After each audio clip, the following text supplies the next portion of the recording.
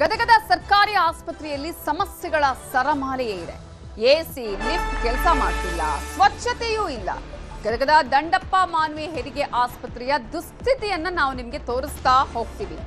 ಯಾವ ರೀತಿಯಾಗಿ ಆಸ್ಪತ್ರೆ ಇದೆ, ಅಲ್ಲಿನ ಪರಿಸ್ಥಿತಿ ಏನು, ರೋಗಿಗಳ ಪಾಡೇನು ಅನ್ನೋದನ್ನ ತೋರಿಸ್ತಾ ಹೋಗ್ತೀವಿ. ಎಸಿ ಇಲ್ಲ, ಲಿಫ್ಟ್ ಕೆಲಸ ಮಾಡ್ತಿಲ್ಲ, ಸ್ವಚ್ಛತೆ ಅಂತೂ ಇಲ್ವೇ ಇಲ್ಲ. ಆಸ್ಪತ್ರೆಯಲ್ಲಿ ಕಳ್ಳರ ಕಾಟ ದಿನದಿಂದ ದಿನಕ್ಕೆ ಜಾಸ್ತಿ ಆಗ್ತಿದೆ. ಆಕ್ಸಿಜನ್ ಪೈಪು, ಎಸಿ ಪೈಪ್ಗಳ ಕಳ್ಳತನ ಆಗ್ತಾ ಇದೆ. ದೂರು ಕೊಟ್ಟರು ಕೂಡ ಈ ಅವ್ಯವಸ್ಥೆ ಇನ್ನೂ ಸರಿಯಾಗಿಲ್ಲ.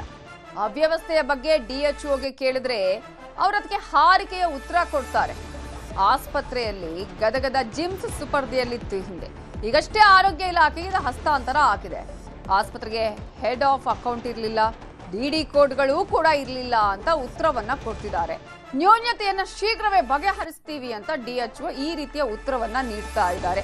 ಈಗಷ್ಟೇ ಆರೋಗ್ಯ ಇಲಾಖೆಗೆ ಬಂದಿದೆ ಅನ್ನುವಂತಹ ಉತ್ತರ ನೀಡ್ತಾರೆ. ಹಾಗಾಗಿ ಇದ್ಯಾರು ಕೂಡ ಇಲ್ಲ ಅನ್ನುವ ಉತ್ತರವನ್ನ ನೀಡ್ತಾ ಇದ್ದಾರೆ ಅಲ್ಲಿನ DHO.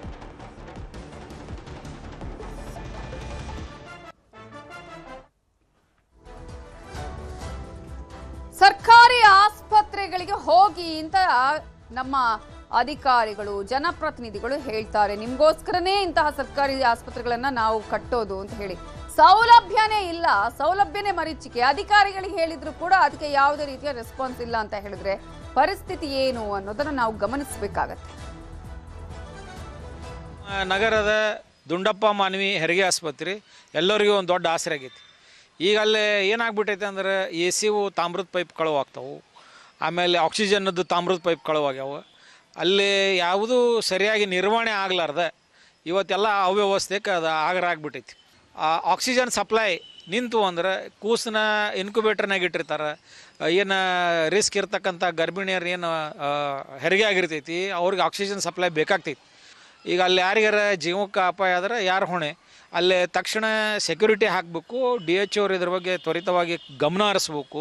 KJCRP ನಮ್ಮ ಹೆಲ್ತ್ ಡಿಪಾರ್ಟ್ಮೆಂಟ್ ಇಂಜಿನಿಯರಿಂಗ್ ಡಿವಿಷನಿಂದ ಏನೇನು ರಿಪೇರಿ ಇದಾವಲ್ಲ ಎಸ್ಟಿಮೇಟ್ ಮಾಡಿಸಿ ಆಲ್ರೆಡಿ ಗೌರ್ಮೆಂಟಿಗೆ ಸಬ್ಮಿಟ್ ಮಾಡಿದ್ದೇವೆ. ಈಗ ಮೊನ್ನೆ ಒಂದು ತಿಂಗಳ ಹಿಂದ್ಗಡೆ ಒಂದಿಷ್ಟು ಅಲ್ಲಿ ಆಕ್ಸಿಜನ್ ಪೈಪ್ಲೈನ್ ಎಲ್ಲ ಕಳುವಾಗಿದ್ದು ಅದನ್ನು ಹೋಗಿ ನಾವು ಆಲ್ರೆಡಿ ರಿಪೇರಿ ಮಾಡಿಸಿ ಆಕ್ಸಿಜನ್ ಪೈಪ್ಲೈನ್ನ ಇನ್ಸ್ಟಾಲ್ ಮಾಡಿಸಿದ್ದೇವೆ.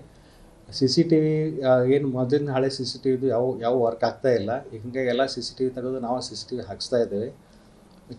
ಕೆಲವೊಂದು ನ್ಯೂನತೆಗಳಿದ್ದು ಅವನ್ನೆಲ್ಲ ಸರಿಪಡಿಸಿ ಎಲ್ಲ ಮೆಡಿಕಲ್ ಆಫೀಸರ್ಸು ಮತ್ತು ಸ್ಟಾಫ್ ಎಲ್ಲ ಮೀಟಿಂಗ್ ಮಾಡಿಕೊಂಡು ಅವರಿಂದ ಇದ್ರ ಬಗ್ಗೆ ಇನ್ನಷ್ಟು ಡೀಟೇಲ್ಸ್ ಕೊಡೋದಕ್ಕೆ ನಮ್ಮ ರಿಪೋರ್ಟರ್ ಸಂತೋಷ್ ಕೊಂಡೂರ ಫೋನ್ ಸಂಪರ್ಕದಲ್ಲಿ ಜಾಯ್ನ್ ಆಗಿದ್ದಾರೆ. ಸಂತೋಷ್ ಕೊಂಡೂರ, ಹೌದು ಸರಿ ಇಲ್ಲ ಅನ್ನೋದು ಗೊತ್ತು, ಅಧಿಕಾರಿಗಳಿಗೂ ಗೊತ್ತು, ಸರಿ ಮಾಡೋದು ಯಾವಾಗ ಅದನ್ನ ಹೇಳಬೇಕಲ್ಲ ಅವರು?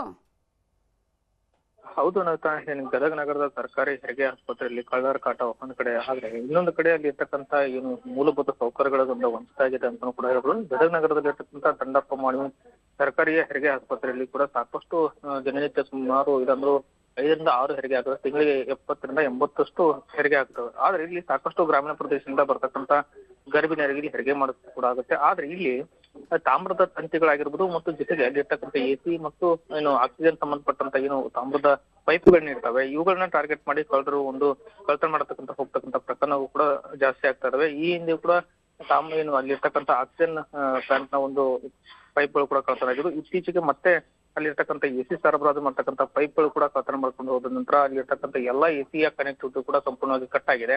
ಯಾಕಂದ್ರೆ ಅಲ್ಲಿರ್ತಕ್ಕಂಥ ಎಸಿ ಕಟ್ ಆಗಿರೋದ್ರಿಂದಾಗಿ ಅಲ್ಲಿ ICU ಆಗಿರ್ಬೋದು ಮತ್ತು ಏನು ವಾರ್ಡ್ಗಳಿದಾವ ಅಲ್ಲಿಯೂ ಕೂಡ ಎಸಿ ಅಗತ್ಯ ಇರುತ್ತೆ. ಯಾಕಂದ್ರೆ ICU ಕೂಡ ಎಸಿ ಇದ್ರೆ ಮಾತ್ರ ಅಲ್ಲಿರ್ತಕ್ಕಂಥ ಗರ್ಭಿಣಿಯರಾಗಿರ್ಬೋದು, ಜೊತೆಗೆ ಅಲ್ಲಿರ್ತಕ್ಕಂಥ ಏನು ಬಾಣಂತಿಯರಿ ಆಗಿರ್ಬೋದು ಮತ್ತು ಮಹಿಳೆಯರಿಗೆ ಏನಿದ್ದಾರೆ ಅವರೆಲ್ಲರಿಗೂ ಕೂಡ ಅನುಕೂಲ ಆಗಬೇಕಾಗುತ್ತೆ ಮತ್ತು ಅಲ್ಲಿ ನವಜಾತ ಶಿಶುಗಳಿಗೂ ಕೂಡ ಅನುಕೂಲ ಆಗಬೇಕಾಗಿರುತ್ತೆ. ಯಾಕಂದ್ರೆ ಎಸಿ ಇಲ್ಲ ಅಂತಂದ್ರೆ ಏನು ಕೂಡ ಆಗಲ್ಲ. ಅಲ್ಲಿ ಫ್ಯಾನ್ ಹಚ್ಚಿರೋದ್ರಿಂದಾಗಿ ಸಾಕಷ್ಟು ಸಮಸ್ಯೆಗಳಾಗ್ತಾ ಇದಾವೆ. ಅದು ಇಷ್ಟೆಲ್ಲಾ ಸಾಕಷ್ಟು ಸಮಸ್ಯೆಗಳಿದಾವೆ. ಇನ್ನು ಆ ಒಂದು ಹೆರಿಗೆ ಆಸ್ಪತ್ರೆಯಲ್ಲಿ ಮೊದಲು ಬೇಕಾಗಿರ್ತಕ್ಕಂಥ ಲಿಫ್ಟ್ ವ್ಯವಸ್ಥೆ ಇಲ್ಲ, ಸರಿಯಾದ CCTV ವ್ಯವಸ್ಥೆ ಇಲ್ಲ. ಅಷ್ಟೇ ಅಲ್ಲದೆ ಈ ಹಿಂದೆ ಕೂಡ ಅದನ್ನ ಜಿಮ್ಸ್ ಆಡಳಿತ ಮಂಡಳಿ ಅದನ್ನ ನಿರ್ವಹಣೆಯನ್ನು ಮಾಡ್ತಿತ್ತು. ಆದ್ರೆ ಇತ್ತೀಚೆಗೆ ಅದು ಆರೋಗ್ಯ ಇಲಾಖೆ ಇದು ಮಾಡಿ ಈಗ DHO ಅಂಡರ್ಟೇಕಿಂಗ್ ತಗೊಂಡಿದ್ದಾರೆ. ಆದ್ರೆ ಇನ್ನೇನಾದ್ರೂ ಕೂಡ ಅಲ್ಲಿ ಇರ್ತಕ್ಕಂಥ ಅಧಿಕಾರಿಗಳು, ಆರೋಗ್ಯ ಇಲಾಖೆ ಅಧಿಕಾರಿಗಳು ಭೇಟಿ ನೀಡಿ ಅಲ್ಲಿರ್ತಕ್ಕಂಥ ಏನು ಸಮಸ್ಯೆಗಳಿದಾವೆ, ಈಗ ಮೂಲಭೂತ ಸೌಕರ್ಯಗಳೇನಿದಾವೆ, ಇಲ್ಲಿ ಸರಿಯಾದ ಕುಡಿಯ ನೀರಿನ ವ್ಯವಸ್ಥೆ ಆಗಿರ್ಬೋದು, ಅಲ್ಲಿ ಜೊತೆಗೆ ಅಲ್ಲಿ CCTV ವ್ಯವಸ್ಥೆ ಆಗಿರ್ಬೋದು, ಇನ್ನು ಕಳ್ಳರ ಕಾಟ ಏನಿದೆ ಇದ್ರ ಬಗ್ಗೆ ಸಾಕಷ್ಟು ಕ್ರಮಗಳನ್ನು ತೆಗೆದುಕೊಳ್ಬೇಕಾಗಿದೆ. ಯಾಕಂದ್ರೆ ಲಕ್ಷಾಂತರ ರೂಪಾಯಿ ಮೌಲ್ಯದ ಕಾಪರ್ ಆಗಿರ್ಬೋದು, ಜೊತೆಗೆ ಅಲ್ಲಿರ್ತಕ್ಕಂಥ ಏನು ಎಸಿ ಅಳವಡಿಸಿರ್ತಾರ, ಎಸಿ ಸಂಬಂಧಪಟ್ಟಂತ ಇರ್ತಕ್ಕಂಥ ಕೆಲವೊಂದಿಷ್ಟು ವಸ್ತುಗಳನ್ನು ಕೂಡ ಕಳ್ತನ ಮಾಡ್ಕೊಂಡು ಹೋಗ್ತಾರೆ. ಇಂಥ ಸಾಕಷ್ಟು ಕಳ್ತನ ಆಗ್ತಿದಾವೆ. ಅದಕ್ಕೆ ಸಂಬಂಧಪಟ್ಟಂತ ಅಧಿಕಾರಿಗಳು ಕೂಡ ಎಚ್ಚೆತ್ತುಕೊಂಡು ಆದಷ್ಟು ಬೇಗ ಕ್ರಮವನ್ನು ಕೈಗೊಳ್ಳಬೇಕು ಅಂತ ಕೆಲಸ ಮಾಡಬೇಕಿದೆ. Thank you Santosh Kunnur ಡೀಟೇಲ್ಸ್ಗೆ.